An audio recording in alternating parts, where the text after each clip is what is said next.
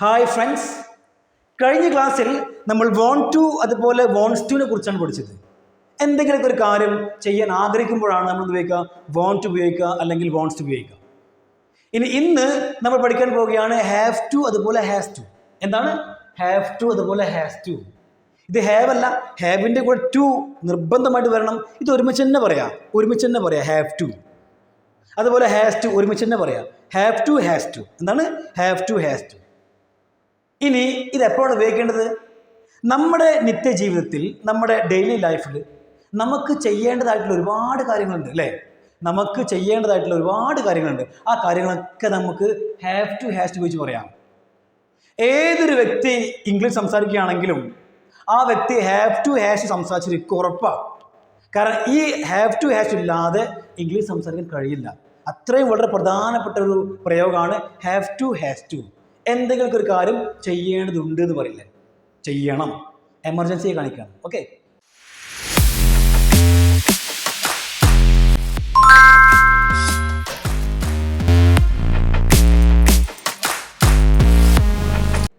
ഇനി നമുക്കറിയാം ഇതിന്റെ മലയാളം മീനിങ് ആണ് ചെയ്യണം അല്ലെങ്കിൽ ചെയ്യേണ്ടതുണ്ട്. ഇനി നമുക്ക് നമ്മുടെ ഇന്നത്തെ ടേബിൾ ഒന്ന് പരിചയപ്പെടാം. നമ്മുടെ ടേബിളിലെ ഒന്നാമത്തെ കോളാണ് I, you, they, we, he, she, it. നിങ്ങൾക്കറിയാത്ത ഒരു സംഭവമില്ല, ഇന്നും കാണുന്നു, ഇതെല്ലാം നടക്കുമല്ലോ അല്ലേ? രണ്ടാമത്തെ കോളാണ് നമ്മുടെ ഇന്നത്തെ ടോപ്പിക്കാണ് എന്ത്? Have to. എവിടെയാണ് ഹാവ് ടു ഉപയോഗിക്കുക? ഹാവ് ടു ഉപയോഗിക്കുന്നത് പ്ലൂറൽ സബ്ജക്റ്റിന്റെ കൂടെയാണ്. I have to, you have to, they have to, we have to. Okay, ഇനി അത് ഒരു വ്യക്തിയാണെങ്കിലോ, ഷീ ആണെങ്കിലോ, ഹി ആണെങ്കിലോ ഹാവ് ടു ഉപയോഗിക്കുക, അവിടെ ഹാസ് ടു ഉപയോഗിക്കേണ്ടി വരും. ഇങ്ങനെ യെസ്, ഹി ഹാസ് ടു, അതുപോലെ ഷീ ഹാസ് ടു. സിമ്പിൾ അല്ലേ? ഓക്കെ, ഇനി നമ്മൾ നോക്കാം ഹാവ് ടുവിൻ്റെ നെഗറ്റീവ് നോക്കാം. ഹാവ് ടുവിൻ്റെ നെഗറ്റീവാണ് don't have to. Don't have. ഇവിടെ ഒരു പ്രത്യേക ഒരു സംഭവമുണ്ട്. ചില ഹാവ് ഇല്ല, നമ്മുടെ ഹാവ്. നമ്മൾ ഈ ഹാവ് ഉച്ചരിക്കുമ്പോൾ, പറയുമ്പോൾ വീന്ന് കംപ്ലീറ്റ് വീന്ന് പറയാതെ ചെറുതായിട്ടൊരു ഫ് സൗണ്ട് കൊണ്ടുവരിക. ഇങ്ങനെ ഇപ്പം ഹാവ് അല്ലേ, അത് ഹാവ് എന്ന് പറയാതെ ചെറുതായിട്ടൊരു സോഫ്റ്റായിട്ട് ഫ് കൊണ്ടുവരിക. I have. ഫ് വേണ്ട. Yes, I have. ചെറുതായിട്ടൊരു ഫ് സൗണ്ട് വരും. ഓക്കെ, അത്രേ ഉള്ളൂ. Yes, have to has to.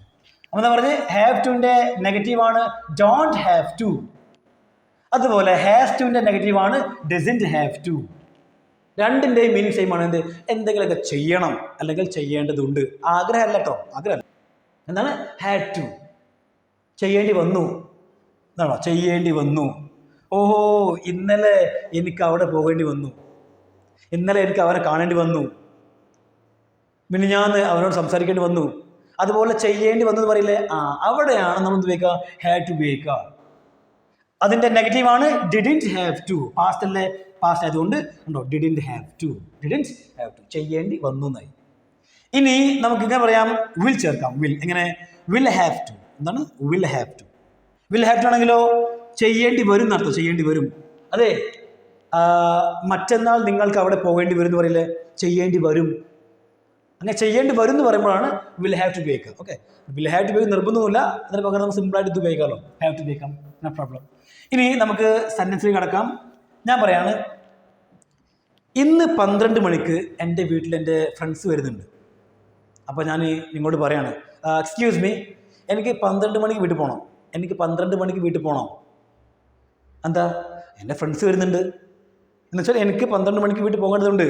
അപ്പോൾ ഞാൻ പറയും yes, I have to go home. I have to go home at 12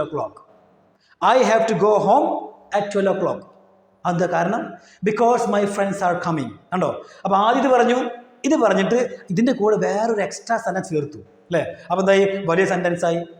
I have to go home at 12 o'clock because my friends are coming. Okay, ഇനി എനിക്ക് ഇതിൻ്റെ negative പറയണം. എന്ന് 12 മണിക്ക് എനിക്ക് വീട്ടിൽ പോകേണ്ടതില്ല, 12 മണിക്ക് എനിക്ക് വീട്ടിൽ പോകേണ്ടതില്ല എന്ന് പറയാം. നെഗറ്റീവാണ്. പറയാം I don't have to go home at 12 o'clock. 12:30 പോയാലും കുഴപ്പമൊന്നുമില്ല. Okay, I don't have to go home at 12 o'clock. നെഗറ്റീവായി. ഇനി ഇതേ സെൻറ്റൻസിൻ്റെ എന്ത് പറയണം? പാസ്റ്റ് പറയണം. ഇങ്ങനെ ഓ എനിക്ക് 12 മണിക്ക് വീട്ടിൽ പോകേണ്ടി വന്നു. ഇപ്പോൾ 5 മണിയാണ് കേട്ടോ വൈകുന്നേരം. അപ്പോൾ ഞാൻ പറഞ്ഞു ഓ 12 മണിക്ക് എനിക്ക് വീട്ടിൽ പോകേണ്ടി വന്നു എന്ന് പറയാം. അപ്പോൾ ഹാവ് ടു അല്ല വരെ പാസ്റ്റ് ഉപയോഗിക്കണം. ഐ ഹാഡ് ടു എന്താ പറയുക? ഐ ഹാഡ് ടു പറയും. Yes I had to go home at 12 o'clock. I had to go home at 12 o'clock. Okay. ഇനി ഫ്യൂച്ചർ ആണെങ്കിലോ ഓ എനിക്ക് 12 മണിക്ക് വീട്ടിൽ പോകേണ്ടി വരും. എനിക്ക് 12 മണിക്ക് വീട്ടിൽ പോകേണ്ടി വരും. I will have to go home at 12 o'clock. Okay. അപ്പോൾ നമുക്ക് ഇതിന് പകരം തീർച്ചയായിട്ടും ഇത് ഉപയോഗിക്കാം, ഇത് ഉപയോഗിക്കാം. കാരണം ഇത് നമുക്ക് പ്രസൻറ്റിലും ഫ്യൂച്ചറിലും സിമ്പിളായിട്ട് ഉപയോഗിക്കാവുന്നതാണ്. ഓക്കെ, ഒരു സംശയം വേണ്ട. ഇനി ഞാൻ പറയാണ്, അവൾക്ക് നിങ്ങളോട് എന്തൊക്കെയോ പറയേണ്ടതുണ്ട്. അവൾക്ക് നിങ്ങളോട് എന്തൊക്കെയോ പറയേണ്ടതുണ്ട്. ഷീ, അപ്പോൾ ഷീ ആകുമ്പോൾ ഷീ ഹാവ് ടു അല്ല ഷീ ഹാസ് ടു. എന്താണ്? She has to talk to you something. She has to talk to you something. Time ചേർക്കാം. ഇന്ന് വൈകുന്നേരം ആണെങ്കിലോ ദിസ് ഈവനിങ്, ഇന്ന് ഉച്ചക്കാണെങ്കിലോ ദിസ് ആഫ്റ്റർനൂൺ. അപ്പം ഞാൻ പറയാണ് ഇന്ന് വൈകുന്നേരം അവൾക്ക് നിങ്ങൾ എന്തൊക്കെയോ പറയേണ്ടതുണ്ടല്ലോ. She has to talk to you something this evening. She has to talk to you something this evening. Simple അല്ലേ? ഓക്കെ. ഇനി ഞാൻ പറയാണ്, എനിക്കിപ്പോൾ അവളെ കാണണം. എനിക്കിപ്പോൾ അവളെ കാണണം, കാരണം എനിക്ക് അവളോട് ഒരുപാട് കാര്യങ്ങൾ പറയാനുണ്ട്. അപ്പോൾ പറയാം I have to meet her now. I have to meet her now. ഉണ്ടോ? ഹാവ് ടു പ്ലസ് ഒരു first form. I have to meet her now. എനിക്കിപ്പോൾ അവളെ കാണാനുള്ളതായി. ഓക്കെ. അതുപോലെ നമുക്ക് എത്രയും സെൻറ്റൻസ് വളരെ സിമ്പിളായിട്ട് ഉണ്ടാക്കാൻ വേണ്ടതാണ്. ഇപ്പോൾ ഞാൻ നിങ്ങളോട് പറയാണ്, യെസ് നിങ്ങൾക്ക് സിറ്റുവേഷൻ മനസ്സിലാക്കണം. നിങ്ങൾക്ക് സിറ്റുവേഷൻ മനസ്സിലാക്കണം വെച്ചാൽ നിങ്ങൾക്ക് സിറ്റുവേഷൻ മനസ്സിലാക്കേണ്ടതുണ്ട് എന്ന് പറയുമ്പോൾ യു അല്ലേ, യു ഹാവ് ടു എന്താണ്? You have to understand the situation. Excuse me, you have to understand the situation. ഇനി എനിക്ക് പറയണം, അവൾക്ക് എന്നോട് എന്തൊക്കെയോ സംസാരിക്കേണ്ടതുണ്ട്. അവൾക്ക് എന്നോട് എന്തൊക്കെയോ സംസാരിക്കേണ്ടതുണ്ട്. ഇത് പറയാം ഷീ അല്ലേ, ഷീ ഹാവ് ടു ആണോ? No no no, has to. She has to talk to me something. She has to talk to me something. Time വേണമെങ്കിൽ ചേർക്കാവുന്നതാണ്. She has to talk to me something now. She has to talk to me something tomorrow.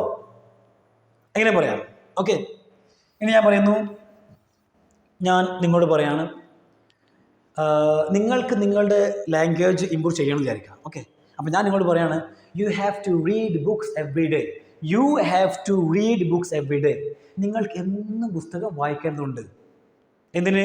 To improve your language. അപ്പോൾ എന്തായി? You have to read books every day to improve your language. Language improve ചെയ്യാൻ വേണ്ടി നിങ്ങൾക്ക് എന്നും പുസ്തകം വായിക്കേണ്ടതുണ്ടെന്നായി. Okay.